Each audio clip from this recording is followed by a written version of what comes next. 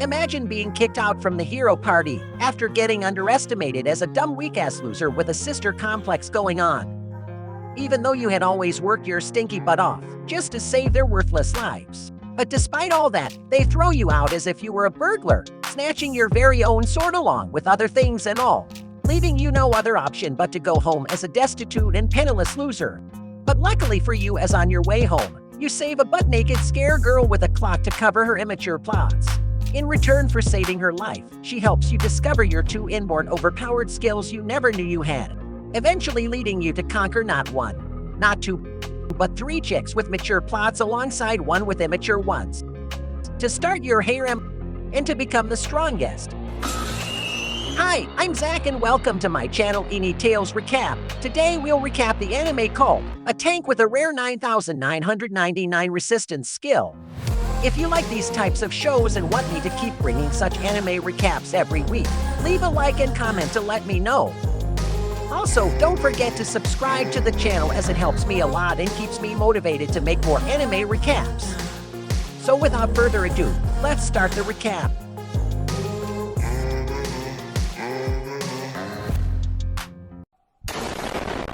The story begins as a group of warriors take on some kind of rock monster. This giant's face gets all sliced up by these warriors, as it is explained to us that all members of a party have various roles, such as attacker and healer. Our protagonist is different though. His name is Red and he is a tank. Red saves a girl named Nin from getting squashed, as it's the tank's job to draw all enemy attacks and protect the other members. Being a tank isn't the most glamorous position among powerful adventurers, but this is a story of how our boy Red changes all of that and becomes the protagonist. After the battle, Red imagines finally reuniting with his sister Manisha, revealing he's suffering from a sister complex. Nin snaps him out of it before he embarrasses himself even further, but Red is upset that she interrupted his wonderful moment. She reminds him that they are in a guild and everyone has been watching the weirdo because he was making weird faces. Nin wishes he would think more about her instead, but Red crushes her soul when he declines and gets really serious as he explains that he doesn't want to think about anything else since his little sister has an incurable disease. His only hope is the secret treasure of the labyrinth that is said to grant any wish. This hope isn't looking too good now though, as Red thinks about how he failed everyone in the battle against the rock golem. Nin tells this absolute failure that he shouldn't feel bad at all since he did do his job.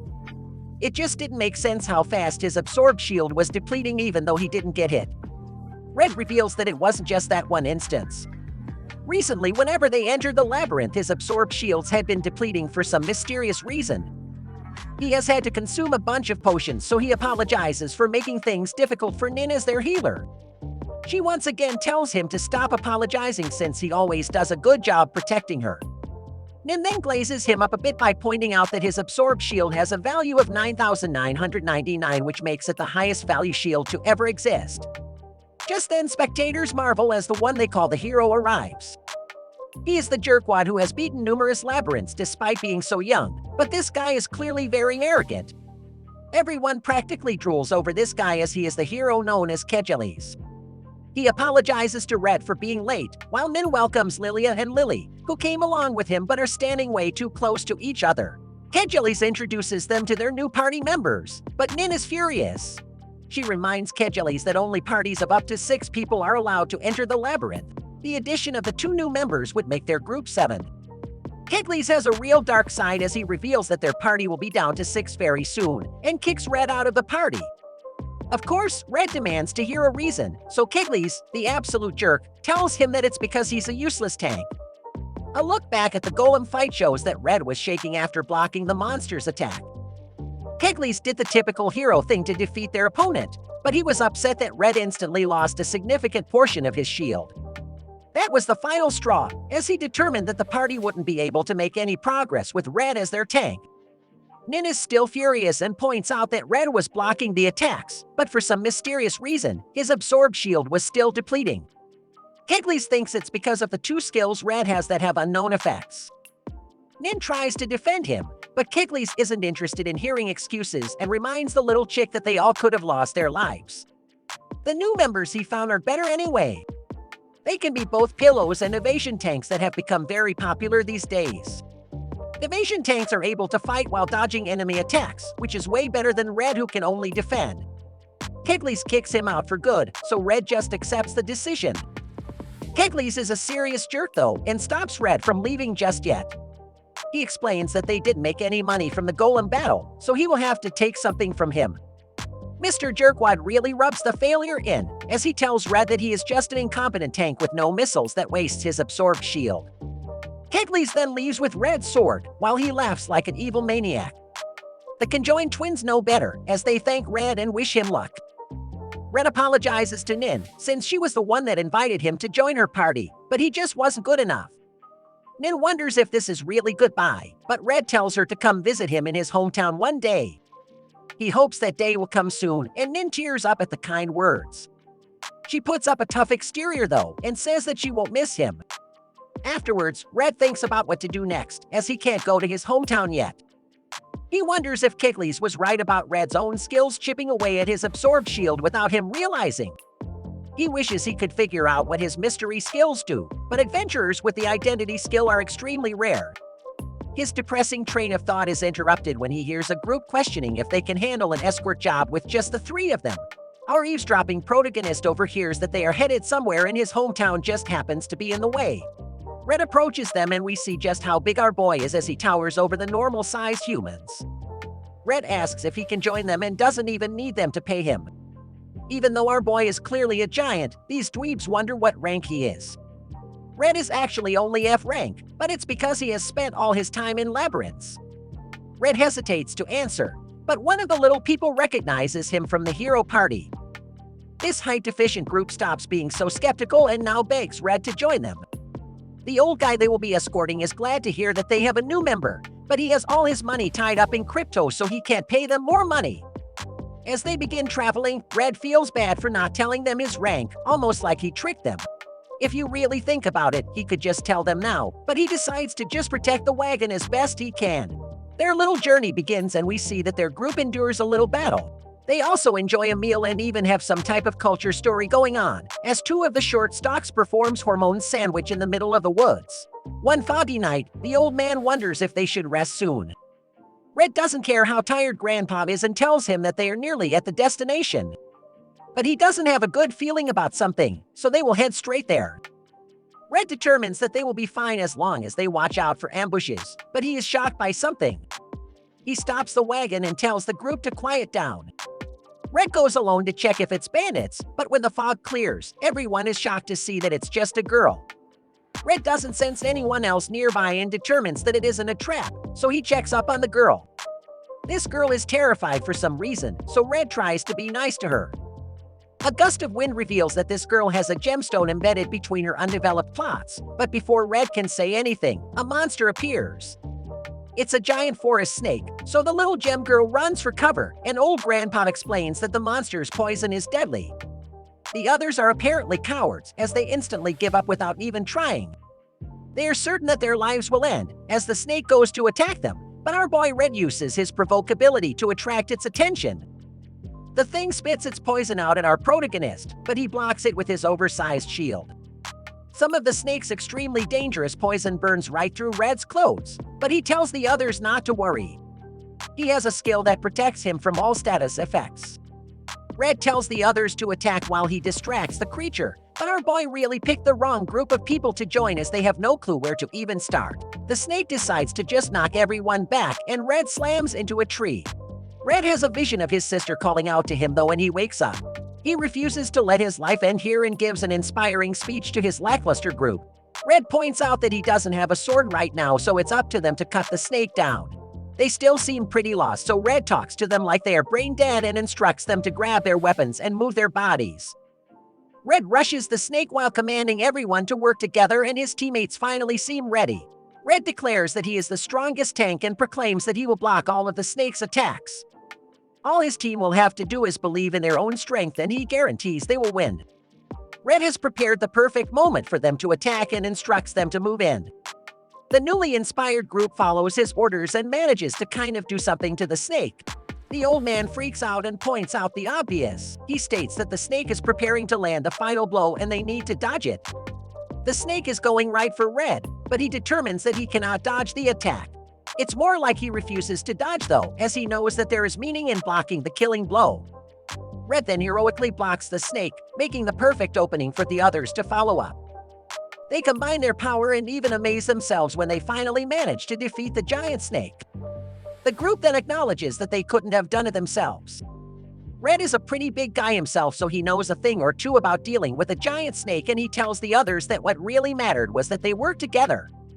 He instructs them to carve up the snake while he goes to check on the mysterious gem girl. He finds that she is running from the snake, but she has nowhere to go.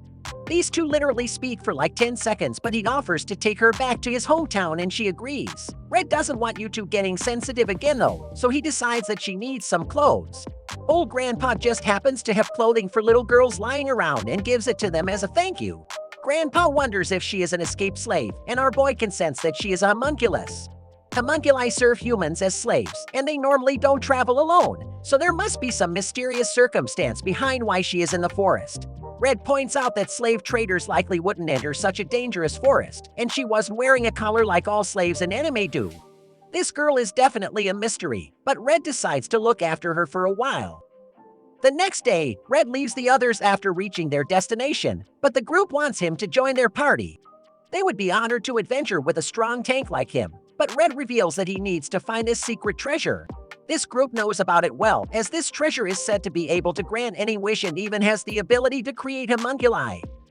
The little albino girl is shocked to hear this word, but this group doesn't know that she is one, and openly talks about how much they hate homunculi. They do some serious trash talking about how expressionless they are and how they don't show any passion for what they do. What's even scarier about the homunculi is that the only way to visually distinguish them from humans is the magic stone on their chest. Red is the only one that seems to notice that the girl is upset about what they are saying, so he quiets them down and leaves. The little girls show some relief and they begin their own journey. Red introduces himself, but in typical anime fashion, this girl reveals that she doesn't have a name. Some Lunavia petals are flying around everywhere, so Red decides to call her Luna. Red fears that he might have offended her somehow, but she actually loves the name. That night, Luna spots some rabies-filled wolves and shocks Red when she springs into action to eliminate them all. This confirms what Red was already thinking. Luna must be an illegally created homunculus. This was made clear when she showed the will and emotions other homunculi lack. On top of that, she can even fight. Illegally created homunculi must be disposed of, but her frightened gaze reminds Red of his little sister. The little girl apologizes for ruining dinner, but Red says it's okay. More importantly, he wants to know why Luna didn't just destroy the forest snake, since she is clearly strong enough. Luna explains that she is skilled in magic, but she doesn't have a single melee skill. This is surprising to Red, and he determines that she must just be able to imitate the effects of skills. She goes over her list of spells, but he is shocked when he hears that she can use the Identify skill. Identify is a very rare skill. Only one other person in the neighboring kingdom has it, but that person was said to have passed away a few years ago. This means that as of right now, Luna is the only person in the world with the Identify skill. Red desperately wants to know about the two mysterious skills he has, so he asks her to use Identify on him. She does so and reveals that Red has 4 skills. One is called Healthy Body. It makes him immune to status effects, boosts his natural healing, and makes his body as tough as possible. The next is Provoke. It has the ability to focus an enemy's attention on him. Those are the 2 Red already knew about, so he prepares himself to hear the 2 unknown ones. One of these mystery skills is called Life Conversion. This allows him to convert the Absorb Shield that he has depleted into strength. Red has the highest Absorb Shield value to ever exist, and now there is a way to use it offensively. Red couldn't use it before, so he determines that some skills can't be activated unless a person understands them. Red's final skill is called Shield of Sacrifice. This skill allows him to treat the absorbed shield of his allies as his own, while protecting his allies. Both his allies' toughness and his own increase. This means that while making them tougher, he can also take the damage to others. Things finally start to make sense, as Red realizes that he was taking damage without realizing it because he was using Shield of Sacrifice to protect his party members' absorbed shields. Red lets out a laugh as he has been worrying about his unknown skills for the longest time, but he never thought it would be resolved this easily. Red thanks his new little friend, and she is glad she could be helpful. As they arrive at his hometown, Red thinks about the irony. He was kicked out of his party for having skills with unknown effects, but he actually had the ultimate skills for protecting his allies. Knowing this, he can return to his hometown with his head held high and finally see his sister again. The moment our protagonist steps into town, he is greeted by a typical chick with average plots that seems to have a crush on him and wants to go commando. She was on her way to buy a hammer, and another chick with impenetrable protective gear for self-defense against desperate simps shows up. She's named Philly and she's on patrol. These two watch over his sister Manisha, so Red is glad that he can depend on them when he goes on adventures. The girl with average plots introduces herself to Luna as the town's blacksmith, but Luna is terrified. Philly explains that she works as a sub-leader for the town watch, but it's clear that she is just as shy as Luna. The group chats it up for a bit, and Luna finally gets comfortable around the silly bunch. At his house, the two are careful not to make too much noise, as his sister might be sleeping, but he's surprised when she appears to welcome him. Red explains that he will be taking care of the little albino girl, so Manisha tells her to make herself at home. Manisha goes to prepare an extra meal for Luna, but Red wants his sickly sister to rest. Manisha explains that she is feeling good today, so the two agree to cook together. Luna rudely points out that there is something clearly wrong with Manisha's hair, and Red explains that it is called physical idiosyncrasy. This means that Manisha's hair moves according to her emotions. Manisha seemed to know that Red was coming home, and it was because of her skill. Red is thankful that she made his favorite dish, and Luna points out that they are really close. They all sit to enjoy their meal, but Luna is some kind of barbarian as she doesn't know how a spoon works. She goes overboard with her apology and explains that she has only ever used a spoon a few times. A look back shows a glimpse of her slave days and her epic struggle to hold a spoon. Luna promises not to fail them again, but the two point out that she needs to stop being so silly. Manisha gives her some pro tips on spoon use and tells her to take her time learning, as she will be teaching her one thing at a time. Red is glad to hear that, and Luna thanks her. A little montage shows them teaching her a bunch of stuff, and Luna surprises them one day by cooking an entire meal. The food is delicious, and Red is amazed that she has mastered every basic skill in such a short amount of time. This is a bit strange, so he wonders if it's because she is a homunculus. Manisha brings Luna a dress to change into, but Luna just rushes off with it awkwardly. Manisha can't figure out the little weirdo, but Red assumes that Luna is just worried about Manisha seeing the magic stone between her immature plots. While showing Luna around the town of Avantia, Red explains that they don't have a guild or a church, and its most remarkable feature is some little orchard. The average plot girl's father wants Red to marry his daughter and give him a basketball team, but he declines, and instead Red asks him to make a replacement for the sword that was stolen from him. The blacksmith plans to have his daughter help him because she's more developed as a blacksmith than her plots. He suggests that Red show Luna the monstrous farm, and Red does just that. He explains that monstrous vegetables are plants that grow into monsters. They only need mana to grow so they can be grown all year round. Some little nerds come to bug our hero about getting a girlfriend, but some old lady tells the kids that Red is an ultimate simp to his sister, so they should go back to doing their child labor. Luna has some serious PTSD from her time as a slave, so she shakes uncontrollably. Instead of being worried about her, the old woman just tries to confirm if she really isn't his girlfriend. Red, of course, explains that they're just travel companions and introduces Luna to the old lady, Grandma Jiggy, the town's apothecary. She is the one who makes medicine for Manisha, but she wishes she could do more for Red's sister. Jiggy asks Luna to help harvest some monster spinach, and some of Red's old friends arrive to help. They all have a grand old time, and our pair walks away with some weird vegetables for all the trouble. Red makes things a bit awkward by complimenting Luna, but he quickly changes the subject by having her try the vegetables. She thinks the yellow tomatoes are delicious, and Red wonders what she thinks about his town. Luna really likes how nice everyone is there, and she would be extremely happy if she could stay there forever. Just then, Luna reminds him of the magic stone between her plots and dramatically reveals that she is not human. She is a battle homunculus that was developed in a neighboring nation. Luna apologizes for not telling him sooner and explains that she thought he would end her life if he knew she was a homunculus. She is grateful for how nice he has been, so she can't continue lying. Red reveals that he actually knew she was a homunculus this entire time, and Luna can't understand why he still helped her. Red reveals that before coming to this town, he and his sister lived in the slums. Luna's eyes look just like Manisha's did back then, so he couldn't just leave her. Red wonders if she would rather live as a homunculus or a human, but Luna believes she doesn't have a choice. Red points out that he has never heard about homunculi not being able to become human. Besides that, he enters labyrinths for a similar reason. He is searching for the secret treasure that may or may not exist in order to cure Manish's illness. They are both chasing shadows, so he thinks that's the perfect reason for them to get along. Red's words pierce her homunculus heart and she wishes to become human.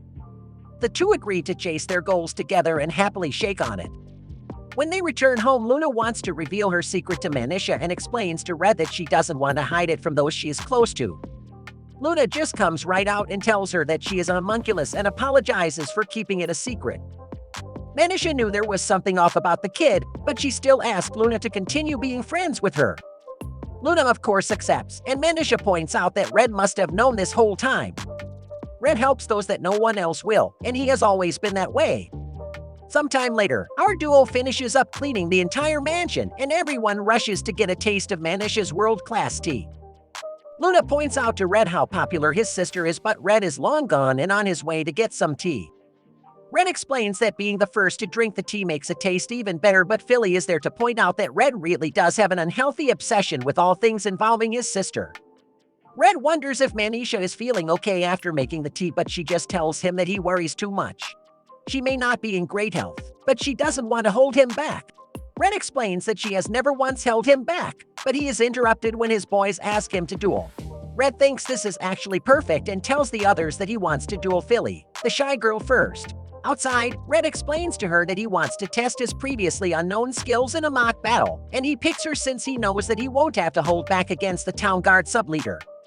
They agree that the one whose absorbed shield is depleted more loses, and the fight begins. The two strangely don't move at all, and some guy points out that their fighting styles don't emphasize speed. The first to move is Philly, but Red blocks her attack. She continues her assault on his shield, and Red can tell that she has gotten much stronger since they last fought. Her attacks feel very heavy, so Red knows that if one of her strikes lands, he is a goner. Luna can't believe how strong Philly is, and Manisha explains that the town guard is really just a bunch of youngsters who didn't move to the city.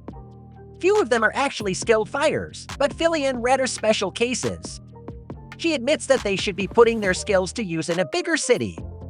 All the nerdy simps in the crowd cheer for Philly to finally knock Red down for once, so Luna counters them by cheering for Red. Manisha joins her, but they just manage to distract him. Red gets scratched by the attack and decides to use his new ability to use the damage to his benefit. Things get a bit dicey when Red falls off balance, but he composes himself just in time to smash his shield right into Philly. She goes flying and is stunned when she realizes that his one blow took out her entire absorbed shield. Everyone in the crowd is stunned to see that Red has finally learned an offensive skill, but can't understand how he was able to destroy Philly's absorbed shield that has a value of 2,500. Philly wants to know what that incredible skill he used was, and Red reveals that it's his life conversion skill. It allows him to convert depleted shield power into strength. He can't use it all the time, but their little battle showed him that it's very powerful. Red thinks about how until now, he was a sorry-ass loser and had always focused on defending as a tank. However, going forward, and thanks to his life conversion skill, he now will also be able to do some attacking. Red is ready to take on all challengers, but all the simps go cowards, conveniently remembering that they have other things to do. The girls admire how strong Red is, but Manisha can't help but compare herself to him. A look back shows that their parents were a bunch of bags, as they abandoned Manisha because she had an incurable disease and planned to only raise Red. They dragged Red away, and from how sickly Manisha appeared, it was clear that she wouldn't last much longer. However, Red come back to rescue her, but Manisha wakes up from the dream and thinks about how Red has always come to save her in the end. Of course, unlike money-loving sisters from Alabama in today's age, she is a kind and caring soul and wonders if her brother is actually happy, though, and questions if he would be living more freely if it wasn't for her. But that's where this video closes.